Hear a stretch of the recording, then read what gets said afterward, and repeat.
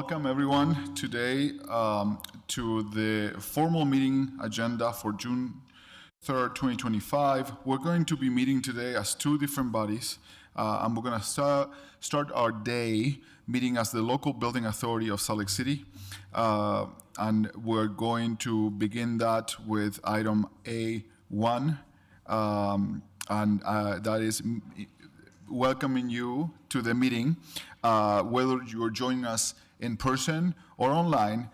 We hope you continue to participate whichever manner you feel the most comfortable. And now we're going to be moving on to item A2, which is the Pledge of Allegiance. Please join us for the Pledge of Allegiance.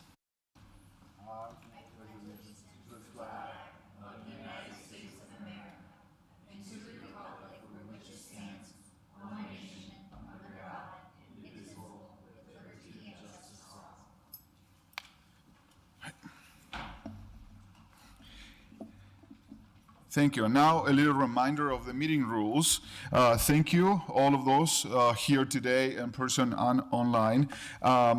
Before we move through the agenda, I wanted to highlight the process to share your comment with the local building authority, which is the same rules that we have for the City Council.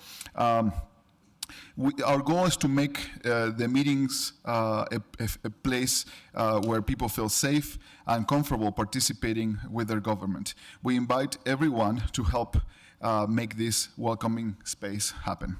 A respectful and safe environment allows us to conduct the meeting in an orderly and efficient way. Our most basic rule is that any action that causes disruption to our ability to conduct the meeting or any safety concern involving threats or unprotected speech are not allowed. These actions or comments may result in removal from the meeting. As a reminder of our public comment registration process, individuals may register to comment on scheduled public hearing items up to until the hearing is closed. Now we're going to be moving on to item B, the B1, which is the local building authority resolution budget for the capital projects fund of the local building authority of fiscal year 2025-2026. Before we begin taking comments, I will turn the time over to Jennifer Bruno, Council Executive Director, to give us a short introduction. Thank you, Mr. Chair. The first hearing will address the fiscal year 26 budget for the local building authority, or LBA. The LBA is the city's financing mechanism to build facilities such as the Glendale and Marmalade libraries, and this budget is a tool to pay off those bonds each year. While the title references capital projects, this does not include any of the capital projects reviewed and recommended by the mayor in the general fund CIP log. That hearing will be later this evening. Thank you. Thank you, Jennifer. Taylor, please start with our first public comment. Thank you, Mr. Chair. We do not have anyone registered to speak to this item. So there is no one to comment on this item of the agenda.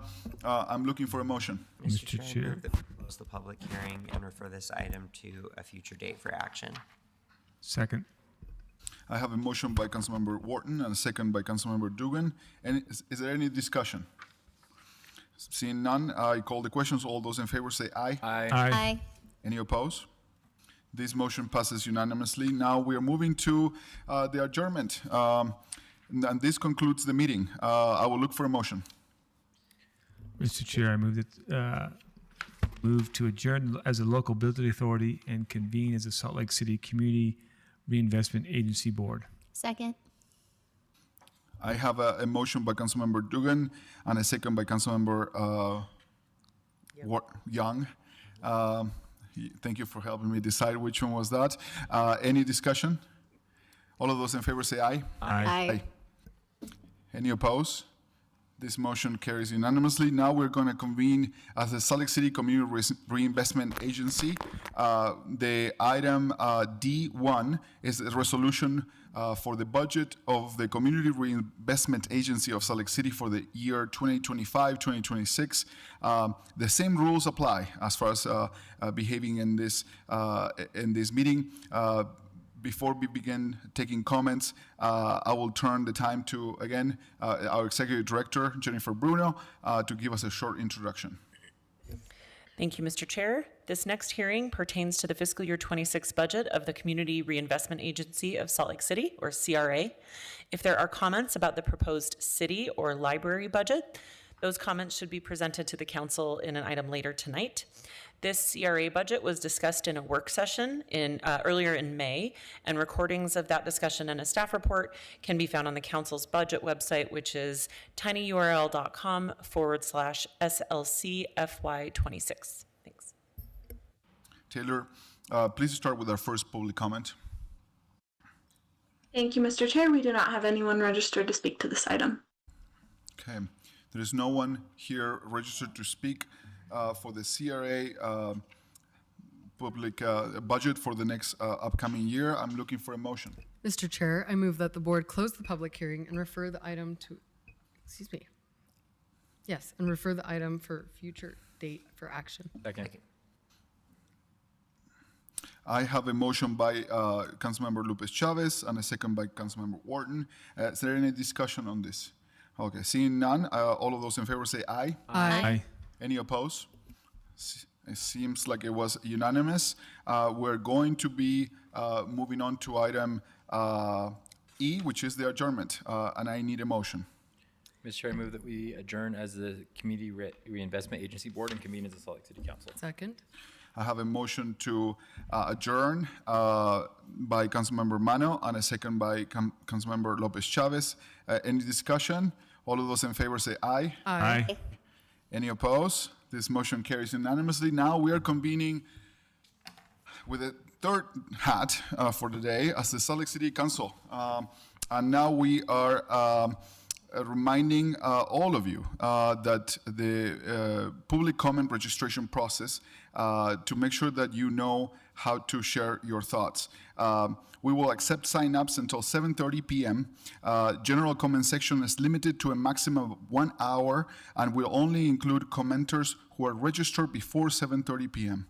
So if you're here to give general comment, please sign up and remember that it is possible not everyone who signs up may be able to speak. This brings us to item F2, approving the work session minutes for February 4, 2025. I'm looking for a motion. Move for approval? Second. I have a motion by Councilmember Petro and a second by Councilmember Wharton. Any discussion? All of those in favor say aye. Aye. Aye. None opposed? Okay, seems like this motion passes unanimously. Now we're gonna go to the public hearing section of the agenda. These are specific proposals before the council that require a public hearing. Your comments should pertain to the hearing item. And if you go to off topic, we will ask you to stop your comment. Our meeting rules apply to hearing comments as well. Please avoid disruptions or threats. We will ask a staff member to assist you out of the meeting if so. Also, as a reminder, comments that include profanity, personal attacks, intimidation, or discriminatory language are not persuasive or compelling to this council. These are not helpful in creating a respectful and safe environment. To sign up to comment of any of the hearing items, please register online or turn in a comment card to the in-person staff, usually by the door. We accept sign-ups until the hearing item is closed. We will be calling the names in the order they have signed up. If you are on Zoom, please unmute your microphone when your name is called. Each person will have 2 minutes. Please raise your hand in the room or in Zoom for staff assistance. If you are having technical issues in Zoom, our staff member, Daffodil Butchert, can assist you. If you reach the 2-minute mark, the host will announce time, and your microphone will be muted. If you're unable to finish your comment, please share the rest of your comment via email. You can also send us mail, or you can call our office number. Contact information is listed at slccouncil.com. If you have a handout for the council, please notify council staff who will assist you. Okay, I want to move on to the public hearings, item G1.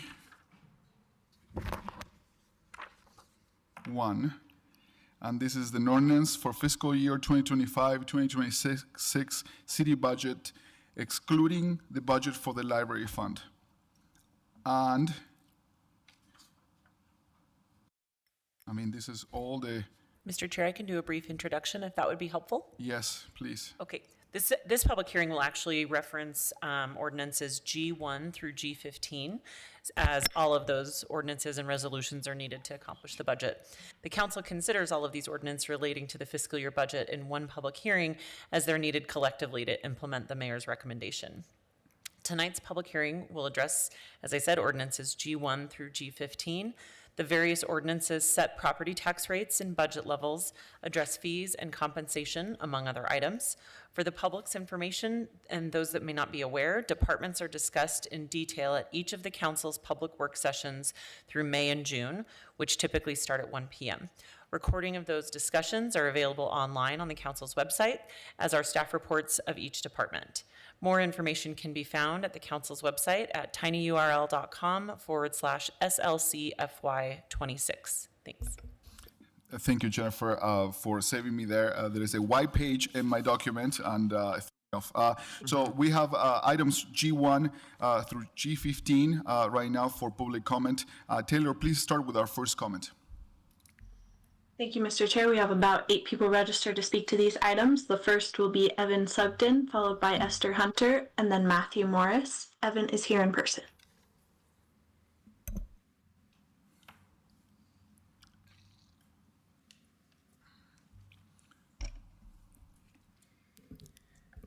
Good evening. To set a context, in the last round, I submitted a capital improvement program grant proposal number 481244, which pertained to the establishment of high-end bicycle parking facilities at the downtown public library and at the Milk Block along the 9 line. My proposal was not funded, but I would still like to thank the city for considering it. I'd like to make the following points. There remains a high demand for bike parking at the Milk Block especially, and I will consider only the Milk Block this evening. The 2 existing bike racks are inadequate. New businesses at the Milk Block will be opening as soon as this month. And the central design idea of my CIP proposal is still applicable. So I'd like to make very briefly a couple of asks. First of all, I'd like to ask that the council express to the Transportation Division the need to enhance existing plans to address the urgent need for more bike racks at the Milk Block. That the actions taken should be expedited, possibly even at the end of June. To accept a simple proposal for bike rack number and placement that reflect my original CIP proposed design concept, except using a standard hoop rack as currently used by transportation. That the installation allow for future development of a full spa should funds become available in the future. And that I be allowed to advise through the Transportation Division and my contacts there. And as a potential liaison with the Milk Block property owner with whom I have good communications. Secondly, that funds be set aside, minimal amount of funds, to cover any possible cost overruns by transportation in following this plan, which consists primarily of repositioning 2 existing bicycle racks and adding 4 more. Given that the city has an active interest in promoting bicycling, this proposal is a way to pick up the CIP grant proposal. Thank you. For those commenting, they haven't finished their comment, please share the rest of your comment via email or phone call or via mail. Thank you. And next will be Esther Hunter, followed by Matthew Morris, and then Philby Gupul. Esther's here in person. Hi, I'm Esther Hunter. I'm representing East Central tonight. Thank you, first of all, for your service and for listening to us. I have a handout for you that you should have in front of you that's several pages. East Central is located between South Temple and 9th South and the University and 7th East. We are a place that you invested a tremendous amount of resources for transit, et cetera. We're walkable. We have a lot of people that live there that are workforce in this city. We have identified that, or we feel that we would like to ask your help to maintain and protect what we're calling our green loop, which is the 12th East Islands. These were established in 1913, and they're historic in our area. On the second page, we have the highest density in the city per square mile still. It will change as downtown grows, but right now we still have the highest density, and this little map shows how far we are from green spaces. On the third page, you see the major disrepair that we're seeing on 12th East, and the cost to the city annually to replant trees, come back and fix the sprinkler system, enforce parking is pretty dramatic. So we put together a 10-year plan because we knew that the city is strapped for funds, and we created kind of a master plan. That's what you see on page 4. On page 5, we knew that this would need to be phased, so we put things into various categories and had it spaced out. Repair of these islands, this is actually my 4th application, CIP application in the last 12 years, and we'll just keep coming. These are some of the design elements that we had, and then if you look at the very last page, you see that when we realized that we were not funded in the year's budget.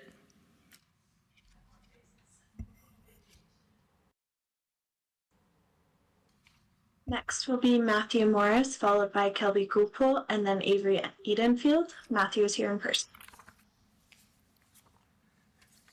Hello, council members. My name is Matthew Morris. I'm a resident of the Glendale neighborhood of Salt Lake City, and I'm here tonight to speak in support of my constituent capital improvement project proposal, which I submitted to the city last fall. This is a topic of the evening. The project was called Glendale Traffic Calming. It's centered on implementing vertical traffic calming speed bumps on 8th West in the Glendale neighborhood and addressing several safety concerns at other intersections around the neighborhood. I live on 8th West and know firsthand that speeding cars are a grave concern, not only because of ongoing noise pollution, but also property damage from parked cars being struck by speeding vehicles, as well as animal deaths, and not to mention the feeling that the car traffic is largely out of control. I hope that both the council and the mayor's office can find the money to support my project. The proposal was ranked the 2nd constituent proposal by the city's Transportation Advisory Board and the number 3 proposal by the city's Bicycle Advisory Board out of 19 submitted constituent proposals. I'm frustrated to share with you all that despite these high rankings, the CDCIP board chose not to recommend the project for funding. This stands to me in stark contrast to the pleas that I heard from my own neighbors as I gathered signatures to support the proposal. They often yanked the clipboard from my hand to sign in support of this project. These constituents are not all here tonight, but I hope that you will listen to my request in their stead and find the funding to support this project. I had the chance to discuss this issue in the past with you, Councilman Pui, and last week with you, Councilman Dugan, and I hope you all will find a way to support this project. And thank you for your time this evening. And next will be Kelby Kupel, followed by Avery Edenfield, and then Kimball Young. Kelby is here in person. Good evening, Council. My name is Kelby Gopal. I'm a resident of the Glendale neighborhood, and I'm here to ask for your support of the same CIP proposal for traffic calming in Glendale that my friend Matthew just spoke to. I also live on 800 West. I can confirm that this area is in great need of traffic calming measures to address speeding. We are a wide street. We're connecting 9th South and 13th South, so we're mostly residential.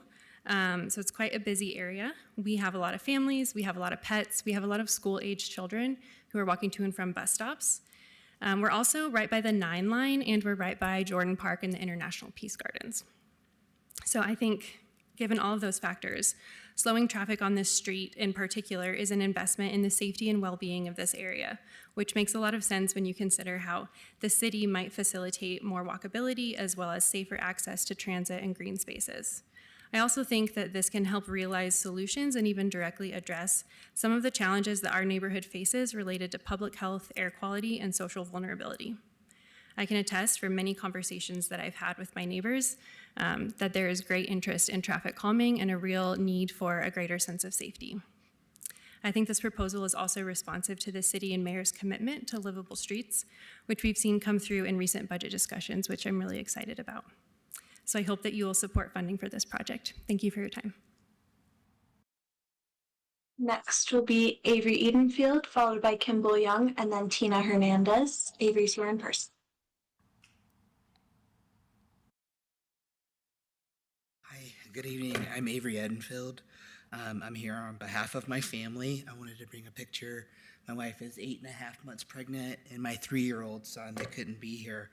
I'm here to advocate for the pedestrian safety and Hawk at Richmond Street and Zenith Avenue CIP application, which was included in the mayor's budget. We've lived at Richmond and Zenith near Brickyard for about 4 years, and we're one of the many families that live in the neighborhood and walk our kids to the daycare there. The pedestrian yield signs are often barely visible. The lights are quite short. And many times my family and our neighbors have had scary encounters with drivers not stopping for pedestrians at that crosswalk. So there is a lot of pedestrian traffic now that Mill Creek Commons is going up, Brickyard is growing, and the 213 bus stop is right there. Several schools are also accessible via the bus and the crosswalk. The speed limit is 30, and it's mostly residential, but traffic cops have been there sporadically and got as many as 20 tickets a day for the speeders. It's like shooting fish in a barrel. So just a couple weeks ago, another daycare parent who I think is supposed to be speaking tonight was crossing Richmond, and a driver rear-ended another car in front of her that had stopped for her and her child, her baby. Another driver raced southbound and rear-ended a stopped bus recently.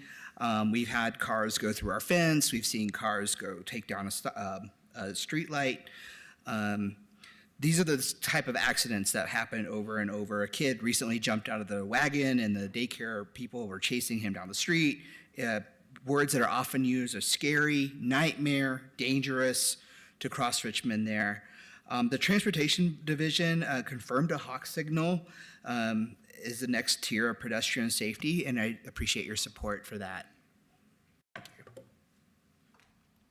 Next will be Kimball Young, followed by Tina Hernandez, and then John Westy. Kimball is here in person. Hi, I'm Kim Young, chairman of the Foothill Sunnyside Community Council, here representing the residents of that area, and here to point out that the health and well-being of our city is reflected in the condition of our streets. And here to implore you on behalf of all of us in that area to devote more of our limited resources, our budgetary resources, to improving our roads, starting from the worst first, ideally. We have, I sent in separately, emailed part of the map that shows the condition of roads in the city, just focusing on our area. You'll see that the majority there are in fair to poor condition. And I know this is a citywide issue and challenge. And speaking for the whole city, please put more money into improving our roads because they do reflect the condition of our city. Thanks. And next will be Tina Hernandez, followed by John Westy. Tina is here in person.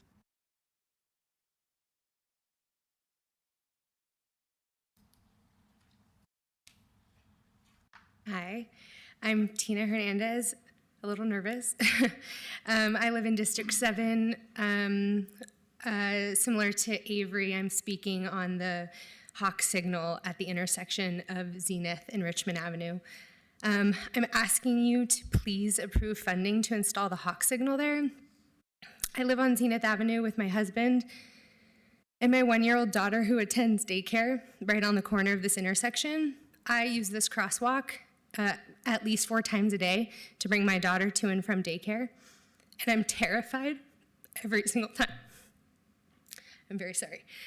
Cars come flying down this street around a blind corner, often driving more than 40 to 50 miles per hour, which is at least 20 miles per hour over the speed limit. There is a small crosswalk sign there that flashes yellow when a pedestrian presses the button, but there are 2 big problems with this crosswalk sign. The sign is too short. It can't be seen by the second or third car back, so if the first car in the line does slow down, often the following cars don't slow down. Instead, they try to change lanes quickly and pass the car that's stopping. The flashing yellow lights can't be seen if the sun is out, and they don't flash nearly long enough for a pedestrian to safely cross the street here, especially if kids are trying to cross. 2 weeks ago, I was crossing this intersection with my 1-year-old daughter after picking her up from daycare. I pressed the button. I waited until I was certain the first car saw me, slowed down to stop. I grabbed my red flag, I waved it in the air, and began to cross the intersection. Unfortunately, the second car back did not notice the car in front, slowing down, didn't see me, didn't see the flashing yellow crosswalk sign, slammed into the back of the car that did stop for me. Both cars spun out of the intersection, heading for me, my daughter and I in the stroller, running the other way, barely missing this interaction. I filed a police report, I filed a formal complaint with the city. I no longer feel safe to use this crosswalk by foot.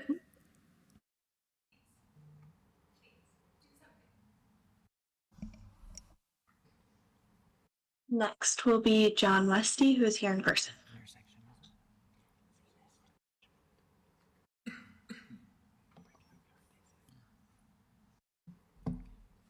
Good evening. John Westy from 1904 South Texas Street, not so far from you, Dan. As you have heard this evening, our roads are hammered, right? And I know you know that. And I like the comment that, you know, the road conditions are a certain reflection of the quality of the city. I've been to Hanoi and Nairobi, and there are sections of Salt Lake City that are worse than anything that I've seen there. I'm speaking in support of the Texas Street CIP, of course. They're not as bad as Nairobi, but it's a really tired street. It has a quality index of 18, which is toast. I've been appointed by my neighbors humorously as the mayor of Texas Street because I'm the guy that keeps calling your street crew. And it's, you know, the guys say, well, it's like lipstick on a pig. It's just fatigued asphalt. It really needs to be replaced. Right now, we're ranked number 4 of 28 unfunded constituents requests, and I really appreciate that consideration. Do whatever you can to try to fund this program and ones like it. It's really essential. My dad will roll over in his grave, and many friends will hate me, but raise taxes if you have to. Okay, the roads need to be done. Please consider Texas Street CIP. Thank you. District 1 says no. That was the final registered commenter for these items. Thank you. Thank you, all of those that shared your comment today. I will need a motion. Mr. Chair, I move that the council close the public hearing and refer items G1 to G15 to a future date for action. Second. I have a motion by Councilmember Dugan and a second by Councilmember Wharton. Any discussion? Mr. Yes, Chair. Councilmember Young. Yeah, thank you. I just want to thank everyone who came out tonight to be able to speak, especially on behalf of the capital improvement efforts and the projects that you've submitted. I think that this is one of my favorite programs in the entire city budget because it's a place where we create opportunities for our neighbors and our residents to advocate with solutions. And as an elected official, clearly we hear from individuals when they're like, something's gone wrong, but it is so powerful to see our residents coming forward with solutions and saying, this is what would make our city and my community safer. I also appreciate how many of you have also looked at it through the lens of how do we scale or phase an approach? Because you're right, there's a lot of competing priorities, and you help us as a council be able to see what's possible when you break it down in terms of what a first phase, second phase, and third phase could look like. So thank you to those of you who looked at those aspects as part of your project. I really also want to give a shout out to everyone who took the opportunity to engage their coalition of neighbors. I'm very familiar with the efforts for the Hawk Watch over on Zenith and Richmond, and that is truly something that is not a request from a single family. We're talking multiple neighbors across the street. I think you can see it in the Elko plan as well, in terms of what was shared. So thank you for engaging others around you to really create that solution. For those of you who are looking at it through a lens of what is possible and trying to figure out how that aligns with the city priorities, I'm very grateful for that piece as well. I know that's something that our CDCIP board also looks at. And finally, I just want to say that every single year, as a former teacher, I really look at this through the lens of we want everyone to succeed. Like, we want it to be possible, and unfortunately our resources make that difficult for us to be able to say yes to every single project every single year. So having been a council member who has noted that several of these projects are back for a second, third, sometimes even fourth time in proposal, I hope that you all understand, and like I said, are resilient in the fact that just because it may not be your year this year doesn't mean that you shouldn't come back in terms of continuing to iterate and improve upon your proposal. And that's one of the things that's most important about this. So thank you for the opportunity to just share that feedback. I'm very grateful for your time and advocacy here tonight, and we look forward to discussing this with the other council members as we move the process forward. Councilmember. Thanks. Appreciate those comments, Councilmember. I just wanted to say, for those of you that came to comment, when we adopt our budget in the next week or so, we're adopting the amount that's going into the CIP project. There will be a separate process later in the summer where we actually approve which projects. So make sure that you stay tuned, because the thing that we're doing this month does not adopt project A, B, C, and D as proposed by the mayor. That happens later. We're just adopting the amount that will go into the overall CIP project budget. Thank you for that clarification, Councilmember Mono. I was going to raise my hand and share that same sentiment.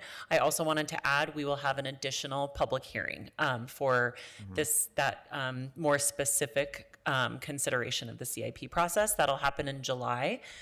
So look for the council's July formal meetings. And then also typically the council, or actually by state law, the council has to adopt the CIP budget by the end of August. So that's the sort of time frame we're looking at. So thank you. I have a motion on the table, and all of those in favor say aye. Aye. Aye. Any opposed? This motion carries unanimously. I am moving on through the agenda. Now we're going to item H, which is there is no potential items, and then comments to the mayor from the city council. Are there any comments for the mayor or the representative? Okay, I don't think so. Thank you so much for the mayor's staff to be here. Thank you. We are now on the general comment section of our agenda. This is the public comment. This is for the public to share their thoughts on any city business. There's not scheduled for even items that are not scheduled for a public hearing. This section is limited to a maximum of 1 hour, and only those individuals who register to speak before 7:30 p.m. May be able to do so. Our meeting rules apply to the general comments as well. Please avoid disruptions or threats, and we will ask any staff members to assist you out of the meeting. Also, as a reminder, comments that include profanity, personal attacks, intimidation, or discriminatory language are not persuasive or compelling to this council. They are not helpful to create a respectful and safe environment. To sign up to comment on any of these hearing items, please register online or turn in a comment card and to a staff member. We accept registrations until 7:30, so 5 minutes ago. We were calling the names in the same order they were registered. If you're on Zoom, please unmute yourself. When your name is called, each person has 2 minutes. And I felt like I have read this already. I hope that this is fresh in our minds. Make sure that please avoid interruptions. And when there is a 2-minute mark, the council staff will tell you time, and that will be the end of your moment. So, Taylor, can you begin with our first general comment person? Thank you, Mr. Chair. We have about 5 people registered to speak. The first will be Frederick Jenny, followed by Stephen Otterstrom, and then Chanel Hill. Frederick is here in person. Good evening. I wanted to first say how great it is to see the press conference at the Rio Grande Depot announcing the $2 million received from the EPA to clean up the area of contaminants and the fix the groundwater in that district. Secondly, I'd like to take the opportunity to gently remind the council of a few things regarding policy within that area. I would hope the council members remember what was said in the granary specific plan adopted by this body in 1998. Allow me to read a quote from that document. Section 1.3, quote, reserve adequate right-of-way on 500 West that allows for a future underground transit corridor. This statement alone shows the city should be moving toward the citizen proposed Rio Grande plan. Additionally, this is further codified in the council member policy manual, which states under section F, transportation on page 92, that quote, future regional commuter rail alignments along 500 West should be preserved for enhanced regional commuter rail operations. So in a way, what I'm asking the council to do is to do what the body has been saying they're going to do since 1998, and that's bury the rails along 500 West. Thank you. And next will be Stephen Otterstrom, followed by Chanel Hill, and then Eduardo Guzman. Stephen's here in person. Last week, I had the tremendous opportunity to stand out with many of you and watch you raise the belonging flag above the city county building. It made me proud. It showed that people belong here in Salt Lake City. It wasn't just a message that was local, but it went further. It went out to the state, and I was very proud of that. It's not the only time something good like that has happened. In fact, in 2018, there was a tax, a 0.5% income tax that was passed. Funding for our future is what we called it. And it benefited affordable housing, transit, street repairs, public safety. But attitudes changed. There's been a new 0.5% sales tax, one that every one of you signed off on. A new tax that does not benefit affordable housing, it doesn't benefit transit, it doesn't benefit street repair or public safety. It benefits one individual, one billionaire, Ryan Smith. We've listened to so many people come up here and beg for things. Simple things like, I want to take my child across the street and not be hit by a car. And we don't have the funds for it. We had the funds for Ryan Smith. We had the funds for Ryan Smith. Well, I have it on very good authority. He's actually housed now, so you can all breathe easily. He has a place to live. He has good transit. He can get his way around. We need to belong in the budget as much as we belong on the flag. Thank you. Next will be Chanel Hill, followed by Eduardo Guzman, and then Vidal Miranda. Chanel is here in person. Good evening, council members. My name is Chanel Hill. I'm the founder and senior officer of Stand Against Fear and Exploitation, 501c4, a nonprofit based here in Utah.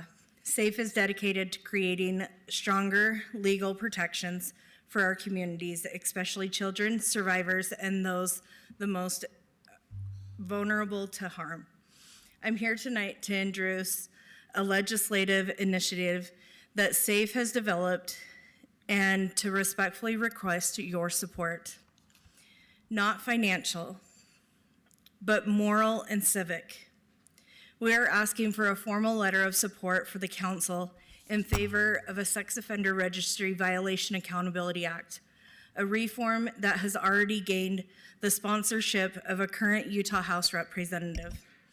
The proposed legislation aims to do two essential things: strengthen penalties for registered sex offenders who violate the terms of the register or supervision, or reclassifying those violations from misdemeanors to felonies when they knowingly enter the parks of our children's, the daycares of our child, or the schools. Reduce recidivism in our state by including the trauma-informed reintegration support, including a 1-year transitional halfway housing program to assist eligible offenders, especially those who were victims of themselves before they were offenders. We are not asking for funding. What we are asking for is support on paper. There is over 8,000 sex offenders in Salt Lake County, and 3,582 are in your city. That is 1 offender for every 55 residents. The current penalty is a misdemeanor, and we want to thank you guys for standing up, and you guys are more than welcome to email us. Thank you. Next will be Eduardo Guzman, followed by Vidal Miranda. Eduardo's here in person.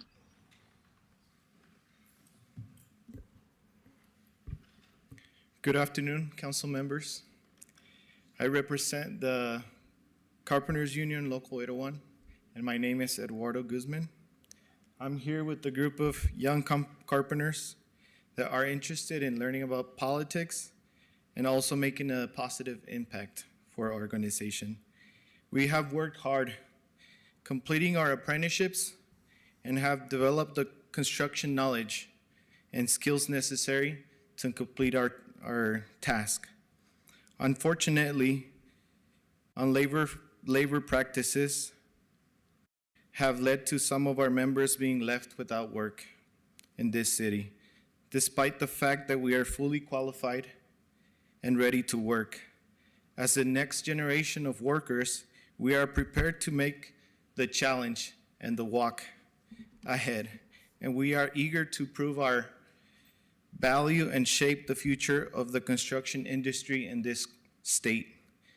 We ask that the council take our carpenters serious into consideration when coming up to next city projects, especially where tax dollars are being spent. Our families depend on good jobs, wages, and benefits. Thank you for your consideration, and I really appreciate you guys. Next is Vidal Miranda, who is here in person. Buenas tardes, mi nombre es Vidal Miranda. I am a union member. I've been a carpenter for over 10 years. I am a husband, I am a father, I am a son and a brother. All this labor, just cutting to the chase, please hear our voices. I speak for over 1,000 members in our local, and this affects us in the tax pay with all the labor brokers that pay cash, because it has been affecting us to where we lose our work and our certifications and stuff like that. And how this affects us. It pays the cash pay affects us while a lot of labor brokers, subcontractors pay cash. So they pay a lot less money than what we get paid, and that affects us a lot with the benefits and all that stuff that we have. So they build a lot of schools, they build a lot of libraries, they build a capital. That's a lot of money that we pay our tax to. That should be built union, 100%. Should be built American. These jobs need to be, I already said that, so my bad. So I stand here so you can hear us out, because this is a real enormous problem for us in many different ways. And as a former carpenter instructor, this also affects a lot of young students that are wanting to do a trade, and how are they going to be able to excel in a company with a lot of competition like that. So I ask that you can help, for you guys to help us so we can work together so we can stop this. Thank you. That was our final registered commenter. Thank you, all of those that came to share your comments to the City Council. I need a motion. No, that brings us to any thoughts? I don't need a motion. I'm so eager for the motions today. Item J1 is an ordinance for Economic Development Loan Fund for Huskas LLC. I do need a motion for this one, though. Mr. Chair, Oh, go ahead. I move that the council adopt the ordinance approving a $200,000 loan for Horishkas LLC from the Economic Development Loan Fund. Second. I have a motion by Councilmember Young and a second by Councilmember Wharton. Is there any discussion on this item? Okay, all of those in favor say aye. Aye. Any opposed? This motion carries unanimously. Let's move on to unfinished business. This is a resolution for the issuance of airport revenue bonds, Series 2025. I need a motion. Mr. Chair, I move that the council adopt the bond parameters resolution and recognize the date is set for public hearing on the bond issuance for July 1st, 2025. Second. I have a motion by Councilmember Wharton and a second by Councilmember Dugan. Is there any discussion on this item? Okay, seeing none, all of those in favor say aye. Aye.